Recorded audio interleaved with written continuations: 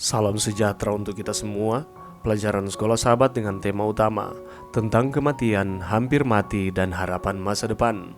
Pelajaran ke-12, Pandangan Dunia Alkitabiah. Senin, 12 Desember. Tubuh sebagai bait suci. Teori dualistik tubuh yang fana dengan jiwa abadi telah melahirkan berbagai teori tentang tubuh manusia. Misalnya, bagi para filsuf Yunani kuno, tubuh manusia adalah penjara jiwa yang dibebaskan oleh kematian. Dalam gemah konsep kafir ini, banyak orang Kristen saat ini percaya bahwa tubuh adalah tempat sementara dari jiwa yang abadi, yang akan disatukan kembali dengan tubuh pada saat kebangkitan. Sebaliknya, panteisme membuat tubuh manusia menjadi ilahi. Mereka percaya bahwa Tuhan dan alam semesta adalah satu dan sama. Bagi mereka, segala sesuatu adalah Tuhan, dan tubuh manusia adalah bagian dari satu substansi ilahi yang terpadu dan universal.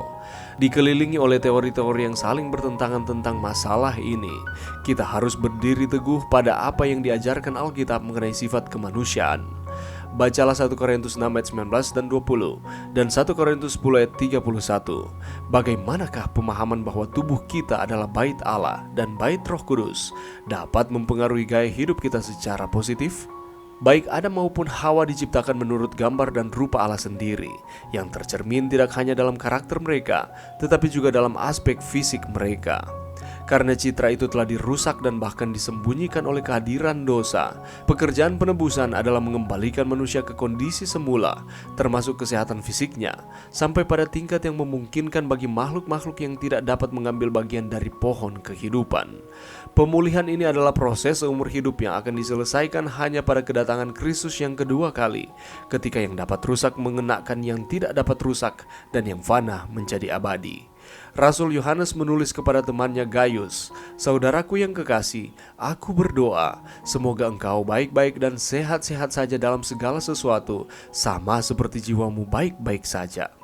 Jika kita mengakui bahwa manusia adalah kesatuan yang tak terpisahkan dan bahwa agama mencakup semua aspek kehidupan manusia, maka kita harus mempertimbangkan kesehatan fisik kita juga sebagai kewajiban agama. Kita harus dibimbing oleh prinsip yang diilhami. Jika engkau makan atau jika engkau minum atau jika engkau melakukan sesuatu yang lain, lakukanlah semuanya itu untuk kemuliaan Allah. Tetapi ingatlah bahwa kita masih hidup di dunia di mana orang-orang baik dapat melakukan yang terbaik namun menderita akibat dari sifat manusia yang berdosa dan lingkungan yang berdosa.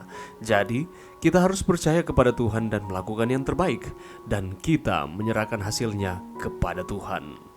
Pelajaran yang bisa kita dapatkan pada saat ini, mari kita membaca di dalam 1 Korintus 6 ayatnya yang ke-19. Atau tidak tahukah kamu bahwa tubuhmu adalah bait Roh Kudus yang diam di dalam kamu, Roh Kudus yang kamu peroleh dari Allah, dan bahwa kamu bukan milik kamu sendiri? Saudaraku, tak seorang pun menyukai jika rumahnya kotor dan berantakan, benar atau tidak? Itulah sebabnya kita harus selalu menjaga kebersihan rumah setiap hari dengan cara menyapu, mengepel, merapikan, dan masih banyak lagi yang kita lakukan supaya rumah tersebut kelihatan bersih dan indah dan terawat dengan baik. Jika ada orang yang dengan sengaja mengotori rumah saudara dan saya, tanpa segan kita pasti akan menegurnya, karena kita berusaha untuk membuat rumah tersebut menjadi tempat yang paling nyaman, yang paling baik untuk kita tinggali. Kalau kita melihat salah satu peristiwa di dalam firman Tuhan, manakala Tuhan menegur orang-orang yang berdagang atau berjual beli di Ka'bah, Tuhan marah besar ketika melihat mereka telah mengotori bait suci dan menyalahgunakan fungsi dari bait suci oleh orang-orang untuk berjual beli ataupun berdagang di sana. Apa yang dilakukan oleh Yesus? Ia pun mengusir akan orang-orang yang sedang berjual beli, meja-meja penukar uang dan bangku-bangku pedagang merpati dibalikkannya, serta tidak memperbolehkan orang membawa barang-barang melintasi halaman bait suci tersebut. Sebab mengapa demikian? Karena bait suci adalah tempat yang sakral, tempat di mana hadirat Tuhan ada.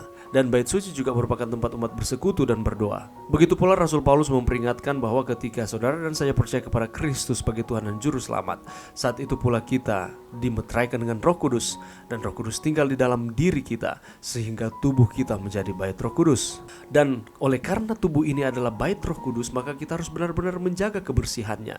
Dan bagaimana supaya Roh Kudus merasa dalam tanda kutip betah tinggal di dalam diri kita. Tapi seringkali kita mengotori bait Roh Kudus dan bahkan merusaknya dengan hal-hal yang bersifat duniawi.